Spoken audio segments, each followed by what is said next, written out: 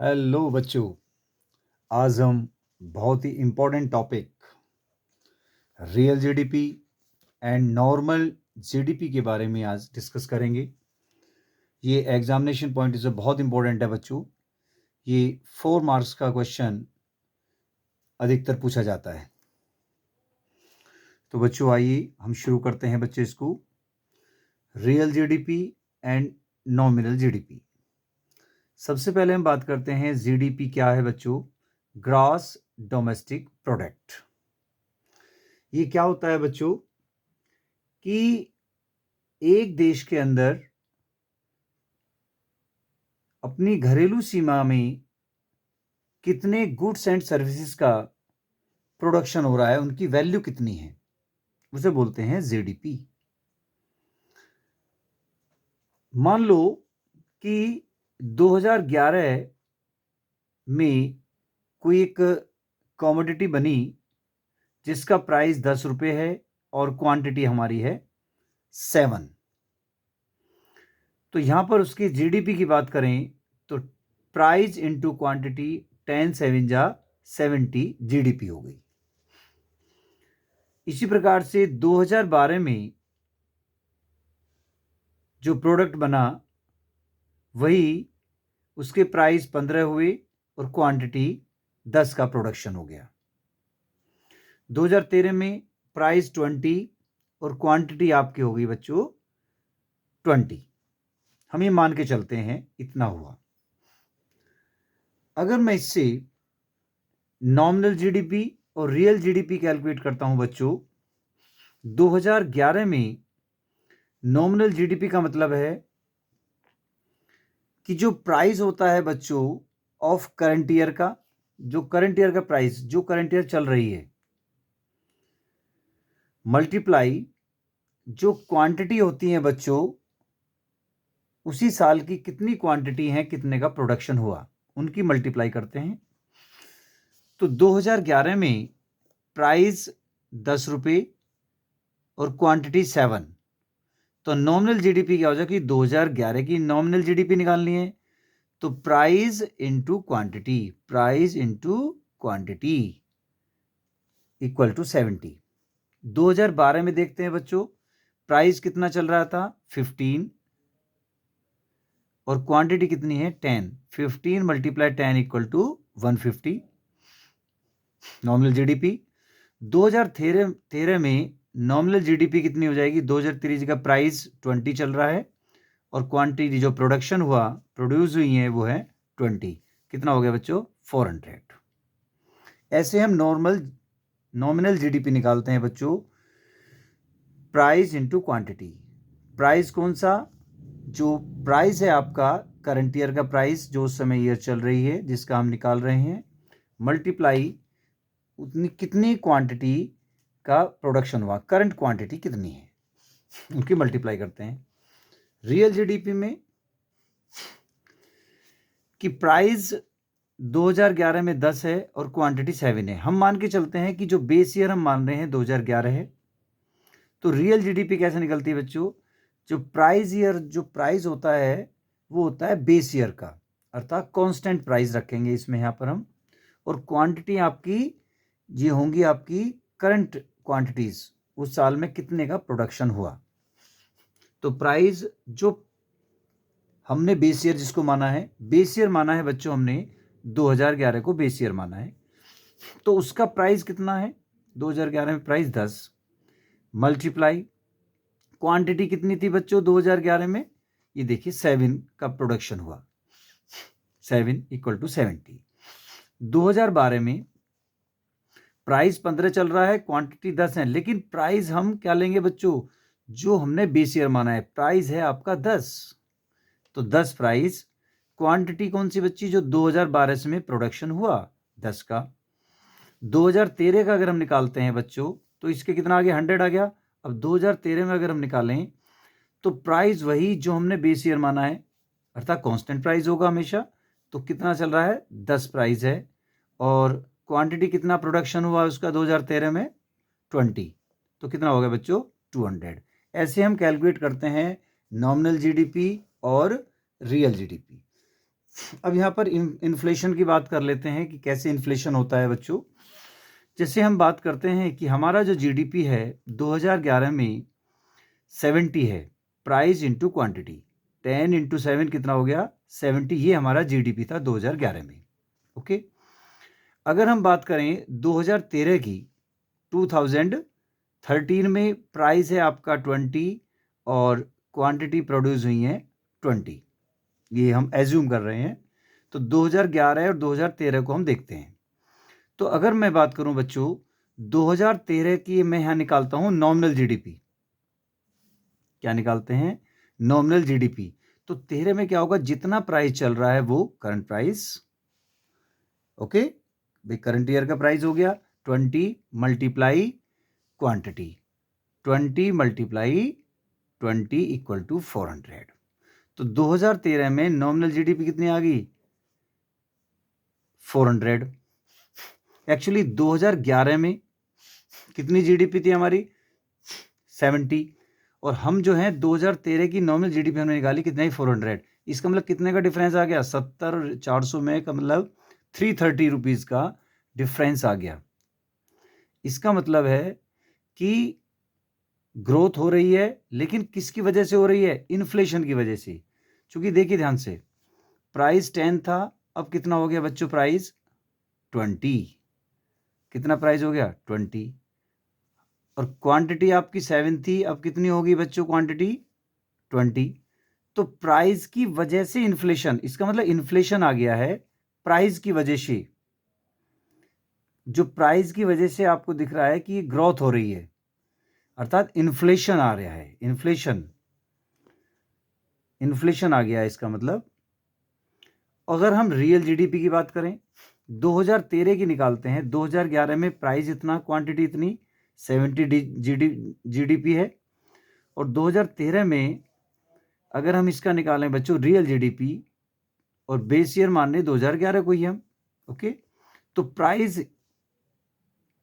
2011 का प्राइस कितना है 10, और क्वांटिटी 2013 की 20, तो कितना है बच्चों 200।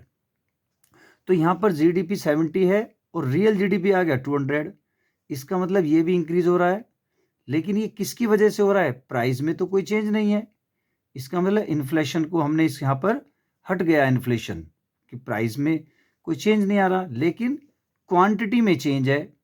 7 से कितनी हो गई थी बच्चों 20, उसकी वजह से ये हमारी ग्रोथ हो रही है, इसलिए बोलते हैं इसको हम रियल जीडीपी है हमारे लिए। क्योंकि गुड्स एंड सर्विसेज का प्रोडक्शन क्या हो गया बच्चों, इंक्रीज हो गया है, बढ़ गया है, इसलिए हम इसे कहते हैं ये रियल जीडीपी है।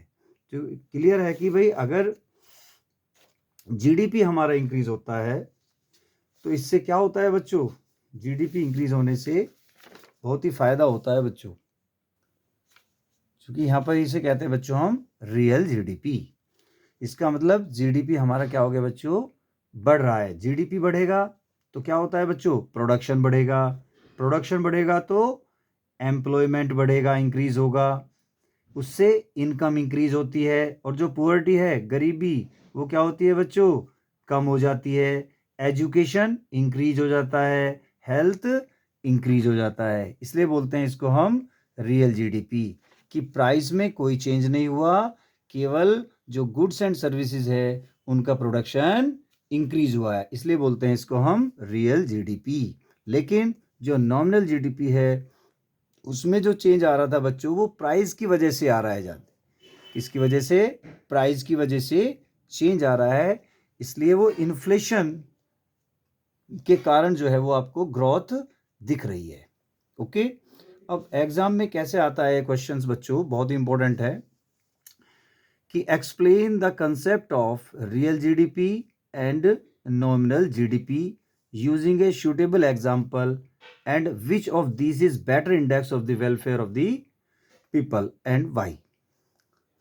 तो रियल जीडीपी और नॉमिनल जीडीपी के कंसेप्ट को हमें एक्सप्लेन करना है एग्जाम्पल की हेल्प से, या एग्जाम में ये भी पूछ सकते हैं difference between real GDP and nominal GDP, इन दोनों में डिफरेंस भी आ जाता है।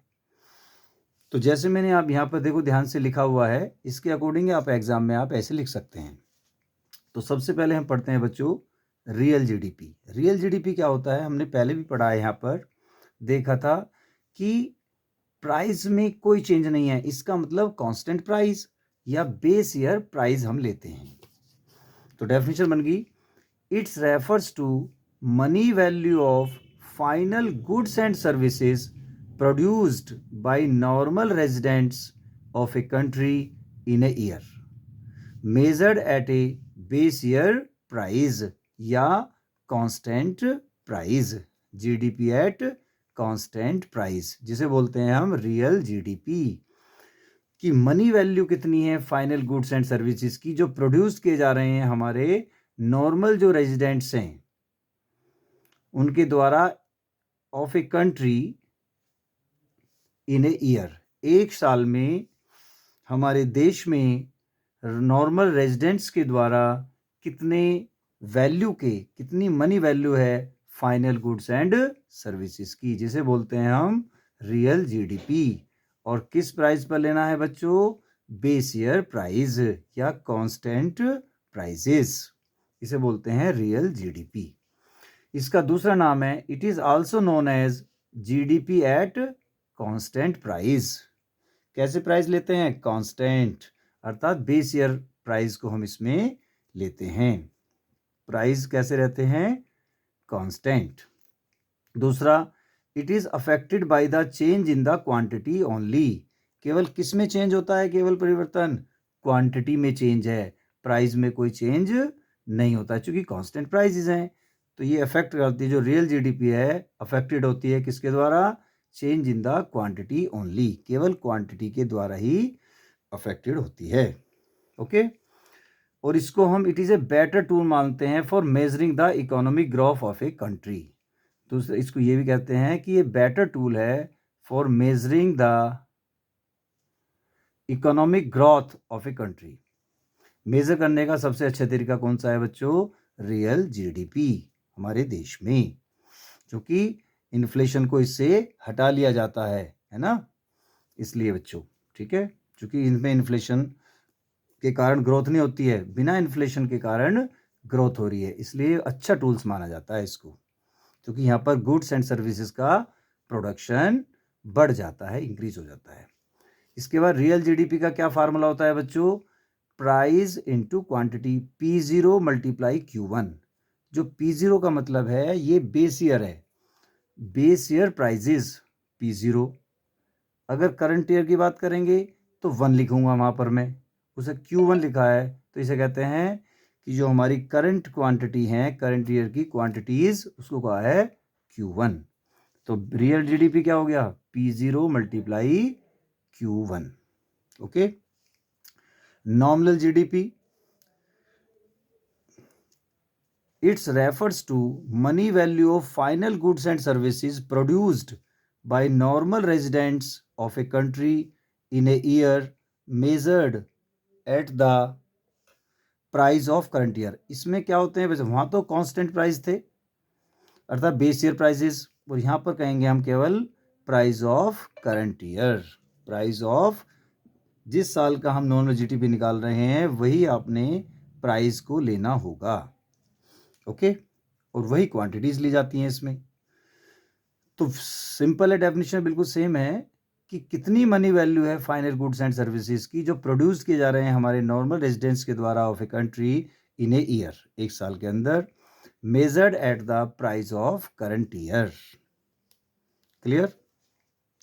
It is also known as GDP at current prices.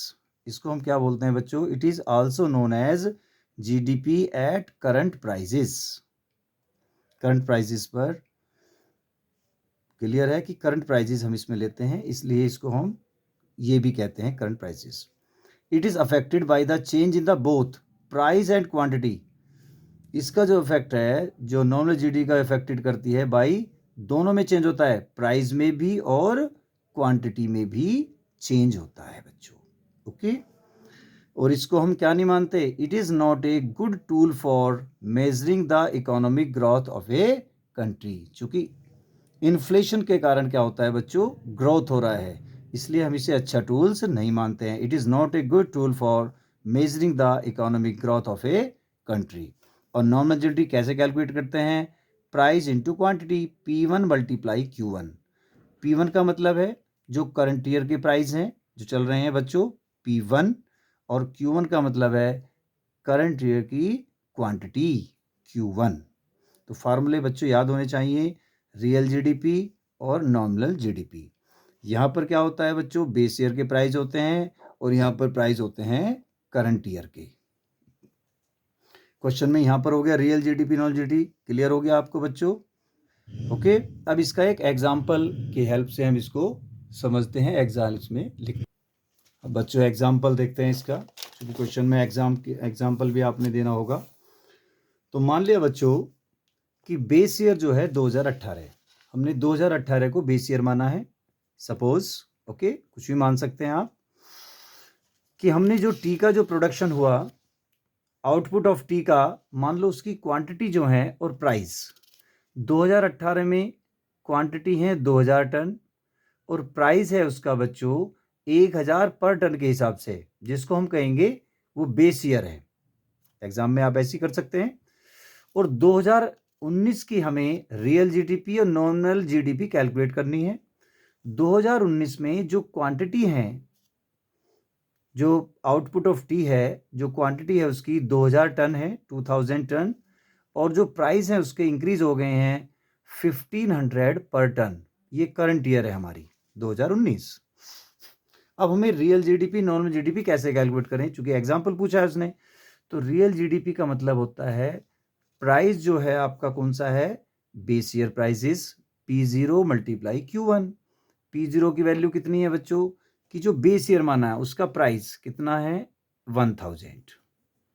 Base year 2018 है तो प्राइस कितना हो गया उसका, 1000 लिख दिया, मल्टीप्लाई क्वांटिटी आपने लेनी है, चूंकि हमें किसका निकालना है, 2019 का रियल जीडीपी। तो क्वांटिटी कितनी है बच्चों इसकी 2019 में, 2000 है, 2000, तो 2000 लेंगे और मल्टीप्लाई करके आपको कितना आ गया बच्चों, कि 2 1 जा 2 और उसके आगे 6 जीरो लग गई हैं। ओके, तो ये कितना हो गया बच्चों, 20 लाख। कितना हो गया, 20 लाख। ओके, इतने रुपीस। नॉमिनल जीडीपी कैसे निकाल लेंगे, प्राइस ऑफ करंट ईयर के प्राइस P1 मल्टीप्लाई Q1। तो करंट ईयर 2019 के कितना है बच्चों प्राइस, देखो प्राइस 2000 है, नहीं 1500, कितना है बच्चों, 1500, ये रहा 1500, हमने इधर ले दिया, कोई दिक्कत नहीं। मल्टीप्लाई क्वांटिटी कितनी है 2019 की, 2000, ये रही 2000, तो मल्टीप्लाई कर कितना आ गया बच्चों, 3 15 30 के आगे आपकी ये जीरो लगी 5, 3 और 2 5, तो 30 लाख हो गया। ये 20 लाख और ये हो गया 30 लाख। तो नॉमिनल जीडीपी कितनी आ गई, 30 लाख, और रियल जीडीपी 20 लाख। इसका मतलब है नॉमिनल जीडीपी रियल जीडीपी से ज़्यादा आ गई। इसका मतलब क्या है बच्चों, इन्फ्लेशन के कारण ग्रोथ है, इन्फ्लेशन। और अगर रियल जीडीपी ज़्यादा आ जाए और नॉमिनल जीडीपी कम आ जाए तो हम कहते हैं बच्चों डिफ्लेशन। ओके, अब क्वेश्चन इसमें ये था बच्चों, एक बात और थी कि इन्होंने ये पूछा था क्वेश्चन में कि which of these is the better index of the welfare of the people, कौन सा अच्छा है इसमें, ये बताना होता है हमें।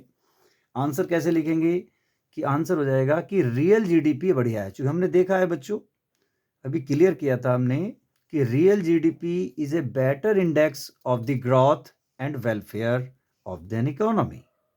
क्यों है बढ़िया है, बेटर, क्योंकि because real GDP changes due to changing in the physical quantity of output. केवल किस में चेंज आता है, चेंज आता है बच्चों फिजिकल क्वांटिटी ऑफ आउटपुट में, कि प्रोडक्शन में ही चेंज आता है, बल्कि जो प्राइस है उसमें चेंज नहीं आता। इसलिए हम क्या कहते हैं, ये बेटर इंडेक्स है of growth and welfare of an economy. तो इसलिए बच्चों हम कह सकते हैं जो रियल जीडीपी है ट्रूली रिफ्लेक्ट करता है लेवल ऑफ ग्रोथ। ग्रोथ का जो लेवल है उसको सत्यता से इसको रिफ्लेक्ट करता है। इसलिए रियल जीडीपी क्या है बच्चों, एक बेटर इंडेक्स है of growth and welfare of an economy. Okay, एक क्वेश्चंस और बनता है बच्चों इसमें, जीडीपी डिफ्लेटर, जिसे हम दूसरा नाम है बच्चों प्राइस इंडेक्स। तो जीडीपी डिफ्लेटर अर्थात इन्फ्लेशन हम कैसे कैलकुलेट करते हैं, तो वहां पर नॉमिनल जीडीपी और रियल जीडीपी आपको पता होना चाहिए, जब भी हम जीडीपी डिफ्लेटर कैलकुलेट कर पाते हैं, या प्राइस इंडेक्स। तो इसका मतलब है कि ये जीडीपी डिफ्लेटर्स इंडिकेट्स करता है changes in the general price level. General price के उसमें क्या आता है बच्चों, चेंजेस आते हैं। जैसे बेस ईयर जो हमने माना था उसमें प्राइस कम, और समय के हिसाब से जो प्राइस है वो करंट ईयर्स में वो इंक्रीज हो जाते हैं, चेंजेज हो जाते हैं, जिससे क्या होता है बच्चों, इन्फ्लेशन आ जाता है। अर्थात उससे क्या कहते हैं बच्चों, जीडीपी डिफ्लेटर या प्राइस इंडेक्स। तो क्या डेफिनेशन होगी, देखो बच्चों, GDP deflator is equal to nominal GDP upon real GDP multiply 100। इसी से डेफिनेशन बनाएंगे, it is the ratio of nominal GDP and real GDP multiplied by 100, और it is also known as the price index. इसको price index भी हम बच्चों बोलते हैं। ठीक है, तो जीडीपी डिफ्लेटर क्या हो गया बच्चों, ये रेशियो है किसका, nominal GDP and real GDP, और मल्टीप्लाइड किससे कर सकते हैं हम, 100 से। ठीक है बच्चों, क्लियर है। अब एक एग्जाम्पल, जो एग्जाम में क्वेश्चन आता है बच्चों न्यूमेरिकल, ये बहुत इंपॉर्टेंट है, एग्जाम में न्यूमेरिकल अधिकतर पूछा गया है, तो ये भी आप इनकी बहुत प्रैक्टिस करेंगे क्वेश्चंस की। तो मैं एक क्वेश्चंस करा रहा हूं बच्चों, ध्यान से देखिए। Estimate the value of nominal GDP. हमें क्या वैल्यू कैलकुलेट करनी है बच्चों, एस्टिमेट करना है, नॉमिनल जीडीपी कैलकुलेट करना है। The value of real GDP and price index are given 500 and 125 respectively. कि रियल जीडीपी हमें दिया है बच्चों 500 रुपीज, और जो प्राइस इंडेक्स है वो आपको दिया है 125। तो पहले हम सॉल्यूशन जब करते हैं इसका, सबसे पहले जो वैल्यू दे रखी है हमें क्वेश्चन में गिवन है उसको लिख लेते हैं। रियल जीडीपी है 500, प्राइस इंडेक्स है 125, अर्थात जीडीपी डिफ्लेटर कितना है 125। इसका मतलब क्या है बच्चों, कि जो 125 का मतलब है 100 इसमें से माइनस करें, इसका मतलब 25 बचा। तो 25 जो परसेंट है आपके, वो प्राइजेस क्या हो गए बच्चों, इंक्रीज हो गए हैं। क्या हो गए बच्चों, इंक्रीज। इसका मतलब ये होता है।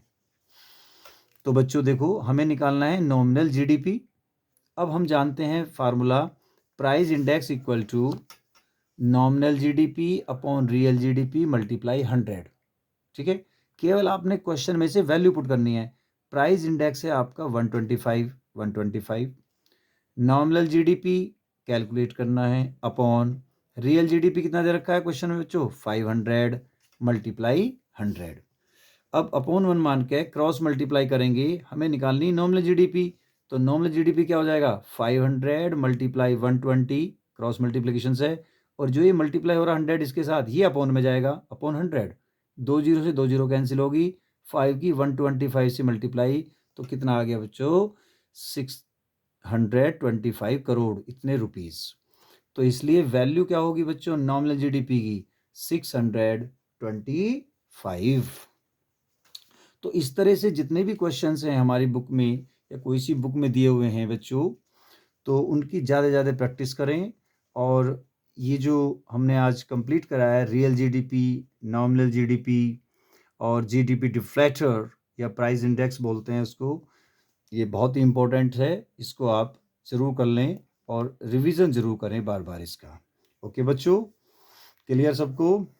तो बच्चों, अगर ये वीडियो अच्छा लगा हो तो इसे लाइक कीजिए और मेरे चैनल को सब्सक्राइब करें, ताकि अगर मैं कोई भी आगे से कोई अगर वीडियो बनाता हूँ तो इसका नोटिफिकेशन आप तक पहुँच सके।